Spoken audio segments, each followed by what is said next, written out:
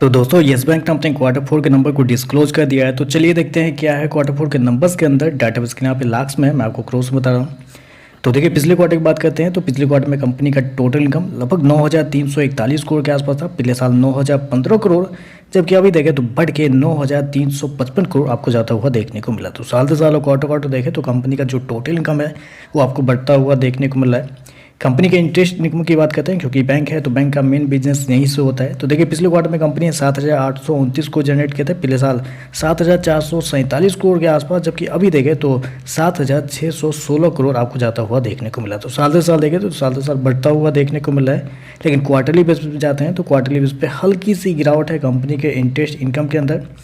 मैं आपको मार्केट की जो एस्टिमेट है कंपनी के एनआईआई को लेकर है, यानी कि नेट इंटरेस्ट इनकम को लेकर बहुत सारे मार्केट रिपोर्ट होंगे आपके सामने, वो आप देख सकते हैं आप।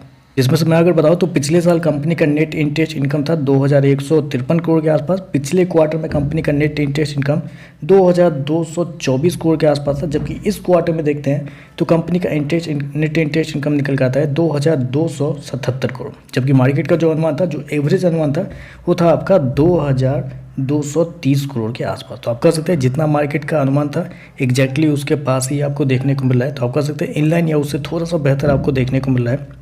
खर्चे की बात करते हैं तो देखिए पिछले क्वार्टर में कंपनी खर्चे 8,262 करोड़, पिछले साल 8,113 करोड़, जबकि अभी देखें तो कंपनी खर्चे 8,041 करोड़ आपको देखने को मिल रहा है। तो खर्चे देखते हैं तो खर्चे बहुत हद तक कंपनी ने कंट्रोल किया और बहुत शानदार कंपनी के खर्चे इस क्वार्टर में देखने को मिला है, बहुत कंट्रोल में देखने को मिला है। प्रोविजन की बात कर लेते हैं तो देखिए पिछले क्वार्टर में कंपनी ने प्रोविजन के रूप में 258 करोड़ गंवाए थे।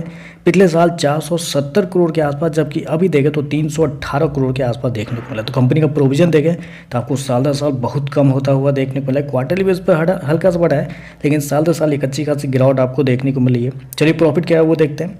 तो देखिए पिछले क्वार्टर में 612 करोड़ का प्रॉफिट था, पिछले साल 451 करोड़ के आसपास, जबकि अभी देखें तो बढ़ के 738 करोड़ कंपनी का जो प्रॉफिट है वो आपको जाता हुआ देखने को मिल रहा है। तो कंपनी का प्रॉफिट के अंदर एक बड़ी तेजी आपको देखने को मिले। मैं आपको एक चीज़ और हाईलाइट करना चाहूँगा, पिछले साल कंपनी का जो प्रॉफिट है वो बहुत ही कम था, क्योंकि टैक्स के रूप में पिछले साल को कंपनी को 20 करोड़ का फायदा हुआ था, जबकि इस क्वार्टर में 258 करोड़ रुपए कंपनी ने टैक्स में पे किया है, पिछले क्वार्टर में 208 करोड़। तो टैक्स की वजह से पिछले साल का प्रॉफिट आपको मतलब उतना देखने को मिला है। टैक्स अगर लगा रहता है तो कंपनी का प्रॉफिट साल दर साल डबल से भी ज़्यादा आपको देखने को मिल रहा है। जी हाँ, बहुत शानदार कंपनी का प्रॉफिट देखने को मिल रहा है। कंपनी शो किया 738 करोड़ के आसपास का प्रॉफिट, जबकि मार्केट का जो अनुमान था जो आपके सामने आ चुका होगा उसमें एवरेज अनुमान निकाले तो मात्र 622 करोड़ के आसपास है। तो एक और क्वार्टर आप कर सकते हैं जिसमें कंपनी के प्रॉफिट बहुत शानदार आपको देखने को मिले। मुझे याद नहीं आ रहा है कि किस क्वार्टर में येस बैंक ने अपने खराब नंबर दिए थे। पिछले 4-5 क्वार्टर से बहुत ही शानदार कंपनी के नंबर आ रहे हैं, फिर भी शेयर प्राइस बढ़ नहीं रहा है। वो बहुत ही यहाँ पर सरप्राइज देखने को मिल रहा है।